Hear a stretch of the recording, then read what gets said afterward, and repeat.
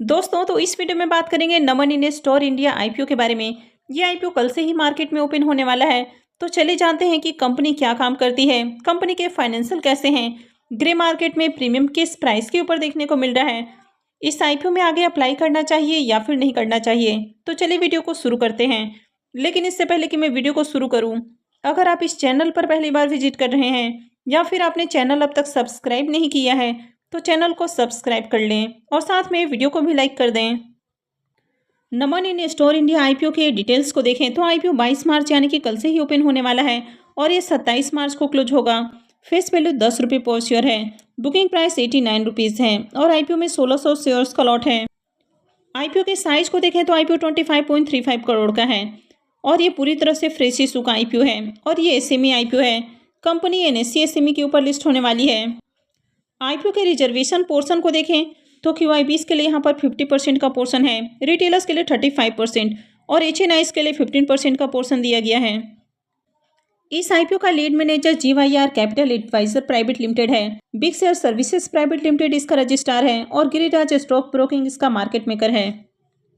नमन इन्वेस्टोर India limited की अगर business की बात करें तो ये कंपनी 2010 में इनकॉर्पोरेट हुई है। तो ये कंपनी रिटेल फर्नीचर और फिटिंग कंपनी के रूप में काम करते हुए देखने को मिलती है, यानी कि अलग अलग तरह के कंपनी सॉल्यूशन ऑफर करती हुई देखने को मिलती है। यानी कि जो अलग अलग तरह के इंडस्ट्रीज हैं या जो रिटेल आउटलेट्स हैं, वे जब अपना बिजनेस शुरू करते हैं, जैसे कि कहीं कोई मॉल बनाना है तो उसमें जितने भी तरह के आपको फर्नीचर वगैरह लगते हुए देखने को मिलते हैं या जिस भी तरह के आपको वहाँ पर सेटिंग करनी है, यानी कि ऑफिस बनाना है, वहाँ पर काउंटर बनाना है, तो इस तरह के जो भी काम होते हैं तो ये कंपनी करती है। तो ये company offices, beauty saloons, kitchens, इसके अलावा एजुकेशनल इंस्टीट्यूशंस देखने को मिलते हैं। तो इनके लिए मॉड्यूलर फर्नीचर मैन्युफैक्चर करने का काम करती है, यानी कि जिस भी तरह का इंडस्ट्री का बिजनेस देखने को मिलता है तो उनके अकॉर्डिंग कस्टमाइज फर्नीचर कंपनी तैयार करने का काम करती है। यानी कि वहाँ पर जाकर जिस भी तरह का उनको फर्नीचर की नीड होती है और उसमें अलग अलग तरह के मटेरियल्स यूज किए जाते हैं, जैसे कि वुड है, मेटल है, प्लास्टिक है, तो अलग अलग तरह के मटेरियल से कंपनी उनका जो पूरा सेटअप तैयार करके देती है। इस कंपनी का मैन्युफैक्चरिंग यूनिट आपको महाराष्ट्र के वसई में देखने को मिलता है और इसका जो मैन्युफैक्चरिंग यूनिट है वो 1,41,687 स्क्वायर फीट में फैला हुआ है। इसके अलावा कंपनी के 2 वेयर हाउसेस भी हैं, एक आपको महाराष्ट्र के कमान में देखने को मिलता है और दूसरा बेंगलुरु में स्थित है। अब ये जो कंपनी है पैन इंडिया में अपने सर्विसेज ऑफर करते हुए देखने को मिल रही है और 30 सितंबर 2023 तक देखें तो कंपनी 32 रिटेल कस्टमर्स और उनके फ्रेंचाइजी को अपने सर्विसेज ऑफर करते हुए देखने को मिली है। इसके अलावा इसमें 4 इंडस्ट्रियल कस्टमर्स भी देखने को मिलते हैं। तो ओवरऑल कंपनी का बिजनेस देखें तो बिजनेस अच्छा है, लेकिन इस तरह का जो बिजनेस सेगमेंट है ये हाईली कॉम्पिटेटिव सेगमेंट है, तो ये इसके लिए एक नेगेटिव पॉइंट हो जाता है। कंपनी के फाइनेंशियल को देखें तो फाइनेंशियल 21 से 23 का कंप्लीट फाइनेंशियल है और फाइनेंशियल 24 के 2 क्वार्टर का आपको फाइनेंशियल देखने को मिल रहा है। तो अगर एसेट के अंदर देखें तो ईयर ऑन ईयर आपको ग्रोथ देखने को मिल रही है, हालांकि फाइनेंशियल 24 के 2 क्वार्टर का एसेट यहाँ पर देखने को नहीं मिल रहा है। अगर रेवेन्यू को भी देखें तो साल दर साल कंपनी के रेवेन्यू के अंदर भी शानदार जंप आपको देखने को मिल रही है। कंपनी के प्रॉफिट आफ्टर टैक्स को देखें तो फाइनेंशियल 21 के अंदर कंपनी 5 लाख का प्रॉफिट बना रही है, फाइनेंशियल 22 में 21 लाख से भी ज़्यादा हो जाता है, यानी कि ऑलमोस्ट इसका जो प्रॉफिट है वो 4 टाइम्स आपको देखने को मिल रहा है। फाइनेंशियल 23 में इसका जो प्रॉफिट है वो 381 लाख से भी ज़्यादा देखने को मिल रहा है, यानी कि पिछले साल के मुकाबले देखा जाए तो इसका जो प्रॉफिट है अप्रॉक्स 80 टाइम होते हुए देखने को मिल रहा है। तो यहाँ पर भी शानदार जंप देखने को मिली है और फाइनेंशियल 24 में 618 लाख से ज़्यादा का प्रॉफिट है। तो प्रॉफिट के अंदर ईयर ऑन ईयर काफ़ी अच्छे उछाल देखने को मिले हैं।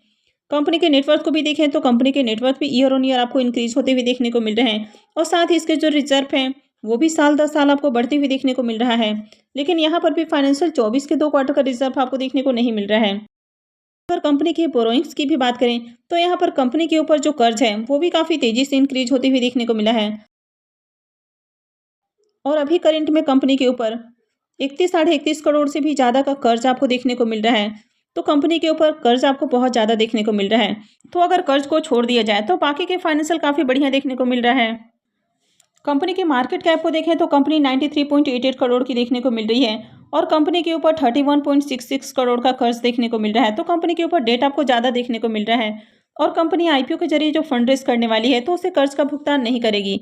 तो ये जो डेट है आगे भी कंटिन्यू रहने वाला है। कंपनी के आरओई और आरओसी नंबर को देखें तो दोनों ही नंबर काफ़ी अट्रैक्टिव हैं। रिटर्न और नेटवर्थ को भी देखें तो ये नंबर भी काफ़ी अच्छा देखने को मिल रहा है। तो ओवरऑल कंपनी के फाइनेंशियल बढ़िया है। सिर्फ एक ही नेगेटिव पॉइंट है कि कंपनी के ऊपर आपको डेट ज़्यादा देखने को मिल रहा है। अब अगर इसके पी मल्टीपल को देखें तो इसका जो पी मल्टीपल है वो 17.95 का देखने को मिल रहा है। तो यहाँ पर कंपनी बहुत सस्ते प्राइस के ऊपर आईपीओ लेकर आते हुए देखने को नहीं मिल रही है, लेकिन प्राइस बहुत ज़्यादा महंगा भी नहीं है। तो यहाँ पर आपको कंपनी रिजनेबल प्राइस के ऊपर आईपीओ लाते हुए देखने को मिल रही है। अब आईपीओ के ऑब्जेक्टिव की बात करें कि कंपनी आईपीओ के जरिए जो फंड रेज करने वाली है तो उसका यूज कहाँ करने वाली है। तो सबसे पहला यूज हो जाता है फंडिंग कैपिटल एक्सपेंडिचर। तो कंपनी यहाँ पर लैंड बाई करना चाहती है ताकि इनकी जो एग्जिस्टिंग मैन्युफैक्चरिंग यूनिट है उसको वहाँ पर शिफ्ट किया जा सके। और सेकेंड हो जाता है कि कंपनी फैक्ट्री के कंस्ट्रक्शन के ऊपर खर्च करने वाली है। और थर्ड हो जाता है जनरल कॉर्पोरेट पर्पस। इस आईपीओ के लॉट साइज को देखें तो आईपीओ में 1600 शेयर्स का लॉट है और एक लॉट के ऊपर इन्वेस्टमेंट अमाउंट 1,42,400 रुपये रहने वाला है। अब इस कंपनी में प्रमोटर्स की होल्डिंग को देखें तो अभी प्रमोटर्स की होल्डिंग आपको 100% देखने को मिल रही है और आईपीओ आने के बाद प्रमोटर्स की होल्डिंग कम होने वाली है। आईपीओ के इंपॉर्टेंट टाइम टेबल की बात करें तो आईपीओ 22 मार्च यानी कि कल से ओपन होने वाला है। अब आईपीओ कल से ओपन होने वाला है तो इसमें आज ही एंकर इन्वेस्टर्स की ओर से बिडिंग आती हुई देखने को मिल रही है, यानी कि आज आईपीओ एंकर इन्वेस्टर्स के लिए ओपन हो चुका है। तो जैसे इसकी एंकर लिस्ट आती है मैं आपके साथ शेयर करूंगी। और आईपीओ 27 मार्च यानी कि वेडनेसडे को क्लोज होगा। आईपीओ का अलॉटमेंट डेट 28 मार्च रखा गया है। रिफंड डेट 1 अप्रैल होने वाला है। क्रेडिट डेट भी 1 अप्रैल रहेगा और आईपीओ की लिस्टिंग 2 अप्रैल को होने वाली है। तो चलिए अब इसके प्रीमियम को भी देख लेते हैं कि इसका प्रीमियम किस प्राइस के ऊपर देखने को मिल रहा है और इस आईपीओ में अप्लाई करना है या फिर नहीं करना है। नमन इन स्टोर इंडिया आईपीओ के प्रीमियम को देखें तो इसका प्रीमियम 50 रुपये के ऊपर देखने को मिल रहा है और आईपीओ में 1600 शेयर्स का लॉट है। इसका मतलब है कि आईपीओ से 80,000 रुपये का प्रॉफिट हो सकता है। अगर इसके प्रीमियम को भी देखें तो इसका प्रीमियम 56% के ऊपर आपको देखने को मिल रहा है। तो इसका प्रीमियम देखें तो आपको बढ़िया प्राइस के ऊपर देखने को मिल रहा है। अब यहाँ पर कंपनी के अगर बिजनेस को देखें तो कंपनी का बिजनेस तो अच्छा है, लेकिन कंपनी जिस सेगमेंट में काम करते हुए देखने को मिल रही है ये बिजनेस सेगमेंट काफ़ी कॉम्पिटिटिव है। कंपनी के अगर फाइनेंशियल को भी देखें तो कंपनी के फाइनेंशियल भी बढ़िया है, यानी कि कंपनी ईयर ऑन ईयर काफ़ी अच्छे रेवेन्यू और प्रॉफिट बनाते हुए देखने को मिल रही है। लेकिन इसके साथ ही कंपनी के ऊपर डेट काफ़ी तेजी से इंक्रीज हुए हैं और कंपनी के ऊपर डेट भी आपको हेवी देखने को मिल रहा है। वैसे ये आईपीओ आपको ज़्यादा ओवर वैल्यूड प्राइस के ऊपर आते हुए देखने को नहीं मिल रहा है, यानी कि आईपीओ आपको रिजनेबल प्राइस के ऊपर आते हुए देखने को मिल रहा है। तो ये भी इसके लिए एक पॉजिटिव हो जाता है। तो ओवरऑल देखें तो आईपीओ आपको बढ़िया देखने को मिल रहा है। तो जैसे इसकी एंकर लिस्ट आती है मैं आपके साथ शेयर करूंगी। अगर इस आईपीओ का एंकर लिस्ट बढ़िया देखने को मिलता है और आगे आईपीओ में सब्सक्रिप्शन भी खूब लगते हुए देखने को मिलते हैं, यानी कि ओवरऑल मार्केट के अंदर आपको डिमांड देखने को मिलती है, तो फिर डेफिनेटली इस आईपीओ में अप्लाई किया जा सकता है।